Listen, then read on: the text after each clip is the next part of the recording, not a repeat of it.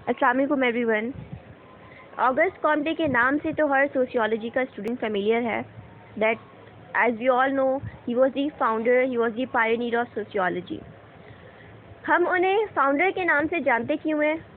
उनका ऐसा कौन सा कंट्रीब्यूशन था जिसकी वजह से वो ऑगस्ट कॉम्टे से द ऑगस्ट कॉम्टे बन गए, फाउंडर ऑफ सोशियोलॉजी बन गए? एक तो आपको बेसिक लेक्चर्स में बता चुकी हूँ that he coined the term sociology.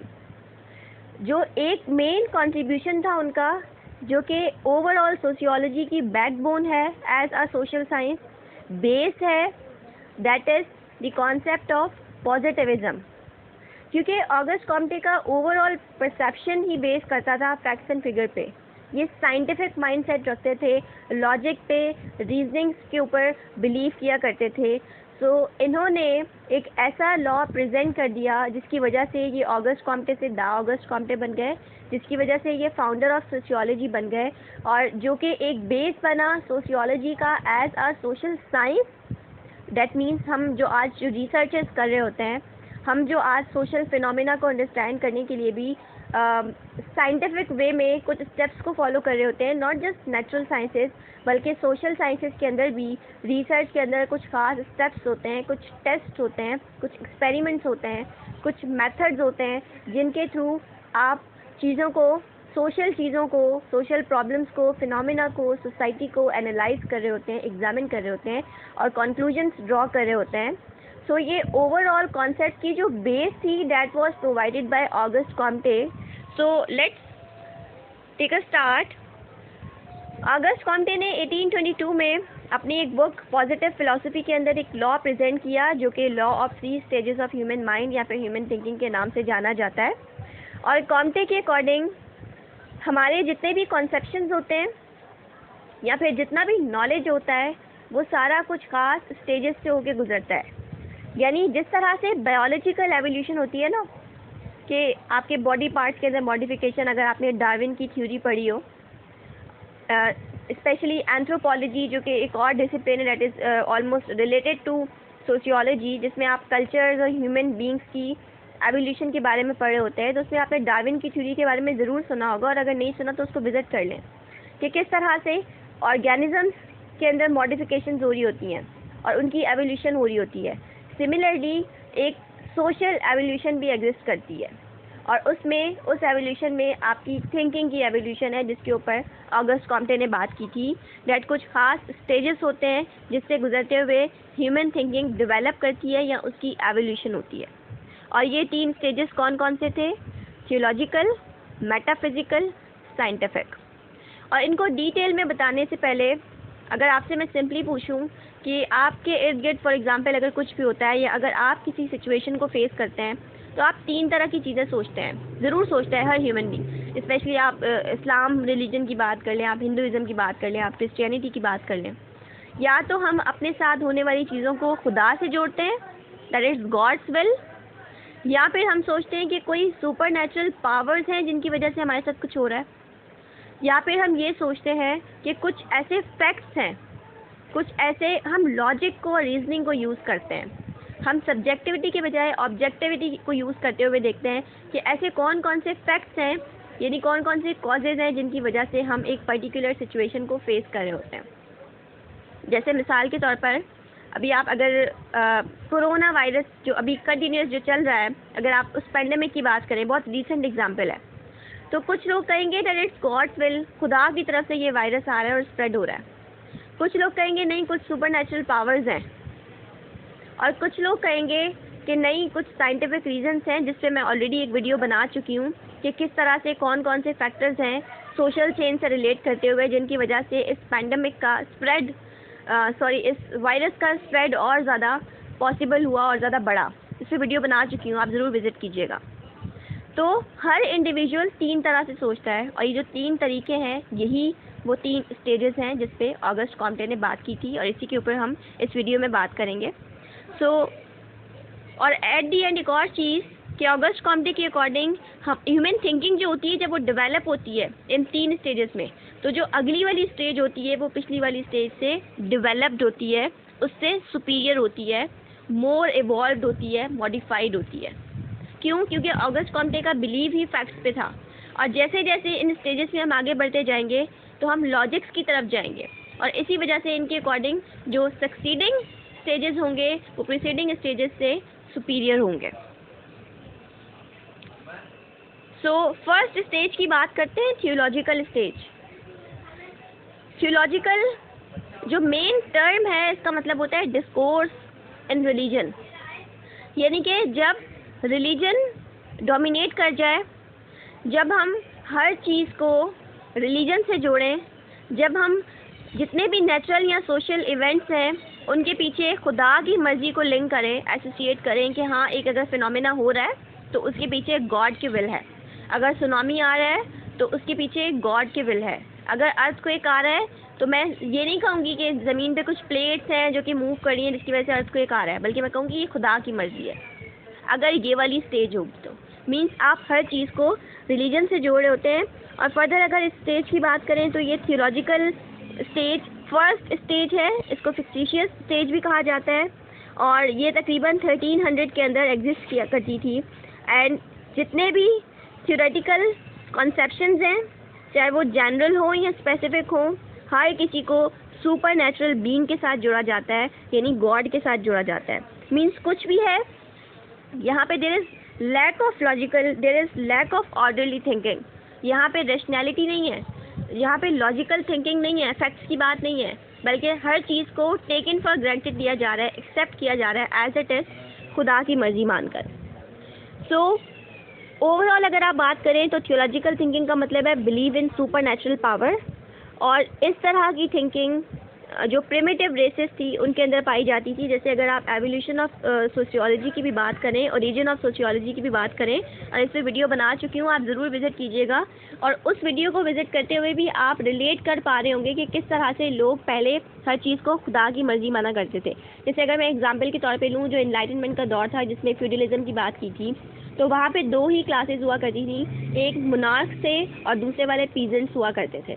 तो यही माना जाता था कि जो पीजेंट की फैमिली में पैदा हो रहा है सारे राइट्स उसके हैं, क्योंकि गॉड विल है, उसके पास अपने अल्टीमेटली उसके पास सारे राइट्स जा रहे हैं। जबकि जो पीजेंट्स हैं वो क्योंकि पीजेंट की फैमिली में पैदा हो रहे हैं, तो जो इंसान उस फैमिली में जाएगा उसके पास अल्टीमेटली कोई राइट नहीं होगा, वो एक पीजेंट होगा, एक सर्वेंट होगा। इस स्टेज के अंदर ऑल इन ऑल जितने भी नेचुरल या सोशल फिनोमेना है इनको एक्सप्लेन किया जाता है in terms of super natural forces. कुछ सुपर नेचुरल बीइंग्स हैं, यानी कि खुदा है जिसकी मर्जी है, जो कि हर चीज़ के ऊपर कादिर है और उसी की मर्जी से सब हो रहा है। और इस स्टेज में जो प्रीस्ट थे वो ज़्यादा डोमिनेटेड थे क्योंकि गॉड के विल के ऊपर बिलीव था, और साथ ही साथ इस स्टेज में it was ruled by military man. और जो ह्यूमन माइंड था it was dominated by sentiments, feelings and emotions, यानी जो इंसान का माइंड है अभी ये अर्ली स्टेज है, इस अर्ली स्टेज में it is dominated by emotions, feelings हैं, बहुत ज़्यादा सेंटिमेंट्स हैं, क्योंकि हर चीज़ को खुदा की मर्ज़ी के साथ जोड़ा जा रहा है। और जितना भी फिनोमेना है, जो कुछ भी हो रहा है, it is the result of immediate actions of super natural beings. और एट दी एंड वही है कि ये जो एक्सप्लेनेशंस थी ये आखिर में कभी मिथ्स वगैरह की फॉर्म भी ले लेती थी concerning spirits and supernatural beings. यानी ओवरऑल अगर आप बात करें तो गॉड के विल की बात हो रही है। और इस स्टेज में भी फर्दर 3 सब स्टेजेस हैं जिनकी हम बात करें। ओके, तो जो फर्स्ट सब स्टेज है थियोलॉजिकल स्टेज की, दैट इज़ फेटिशिज्म, यानी कि आपके इर्द गिर्द जितने भी ऑब्जेक्ट्स मौजूद हैं उन सब में एक सुपर नेचुरल पावर है that is responsible for everything that is happening around you.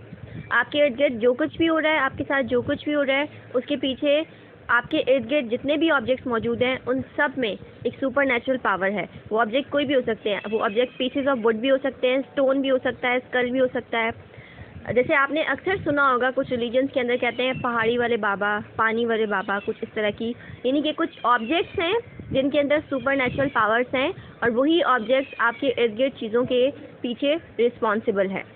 But इस वाली जो स्टेज है, जो ये वाली सब स्टेज है, इसमें प्रॉब्लम ये था कि जब बहुत सारे ऑब्जेक्ट्स आ गए तो फिर एक कन्फ्यूजन क्रिएट हो गई लोगों के बीच में कि वो किस चीज़ को सही माने, किस चीज़ को गलत माने। मीन जाहिर है जब बहुत सारी ऑब्जेक्ट्स आ जाएंगी तो आपके हर चीज़ के पीछे सुपर नेचुरल पावर्स को दिखेंगे। तो उसके बाद लोगों ने रीजनिंग स्टार्ट की, तो एक और स्टेज डेवलप हुई और वो स्टेज थी पॉलीथीइज्म, यानी कि बिलीफ इन मैनी गॉड्स। यहाँ पे लोगों ने बहुत सारे खुदाओं को मानना स्टार्ट कर दिया।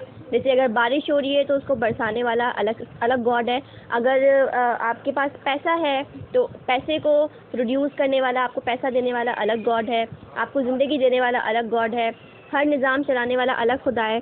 मीन्स हर पर्टिकुलर एस्पेक्ट जो आपकी ज़िंदगी में हो रहा है, जो हर पर्टिकुलर नेचुरल फिनोमेना अगर हो रहा है, उस सब का अपना अपना एक स्पेसिफिक पर्टिकुलर खुदा है। लेकिन अगैन इसमें भी कन्फ्यूजन क्रिएट हो गई कि आप किसको ठीक माने, कौन सा वाला सुपीरियर है, कौन सा वाला इन्फीरियर है, किसकी मर्ज़ी से क्या हो रहा है, आप किसको सही माने। तो फिर इसके बाद एक और कॉन्सेप्ट आया जो था मोनोथीज़म।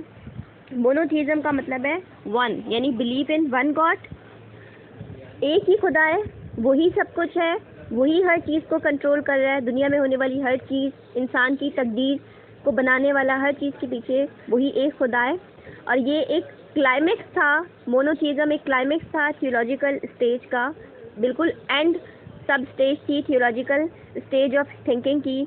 और जो मोनोथियस्टिक थिंकिंग थी, ये basically it symbolise the victory of human intellect and reason over non intellect and irrational thinking. यानी शुरू में जहाँ एक इंसान हर ऑब्जेक्ट के पीछे सुपर नेचुरल पावर्स को देख रहा था, अब वो सिर्फ एक खुदा तक पहुँच गया था। अब उसने और लॉजिक नॉन इंटेलेक्ट पे इंटेलेक्ट को वैल्यू दी कि एक ही खुदा है, क्योंकि अगर बहुत सारे होंगे सुपीरियर कौन होगा, इन्फीरियर कौन होगा, फिर डिस्ट्रप्शन भी होगी, फिर इंटरप्शंस भी होंगी। तो एक ही खुदा है जो कि ओवरऑल निज़ाम को चला रहा है। और ये जो सिंप्लीफिकेशन थी बहुत सारे खुदाओं की एक ही खुदा में होना, that was largely in the service of awakening reason which qualifies and exercises constraint upon the imagination। अब इमेजिन नहीं कर रहे हैं, अब आप रीजनिंग ढूंढ रहे हैं और रीजनिंग आपको यही मिली है कि एक ही खुदा है। सिंप्लीफिकेशन कर दिया आपने, बहुत सारे खुदाओं को एक खुदा से रिप्लेस कर दिया है। और इस स्टेज में जो सोशल ऑर्गेनाइजेशन थी that was predominantly of a military nature, और जो मिलिट्री पावर थी वो बेसिस प्रोवाइड करती थी सोशल स्टेबिलिटी की और कॉन्क्वेस्ट की। ये थोड़ी सी और डिटेल है अबाउट दिस पर्टिकुलर सब स्टेज ऑफ थियोलॉजिकल थिंकिंग। और इस स्टेज में सोल्जर्स, किंग्स, प्रीस्ट वगैरह उनको बहुत रिस्पेक्ट दी जाती थी सोसाइटी के अंदर। देन सेकेंड स्टेज की बात करते हैं, that is metaphysical stage of human thinking. ये सेकेंड स्टेज है। मेटा का मतलब होता है बियॉन्ड और फिजिकल का मतलब होता है material world, and it is started about 1300 and was short lived रफली टिल 1800। ये एक ट्रांजिशनल स्टेज थी।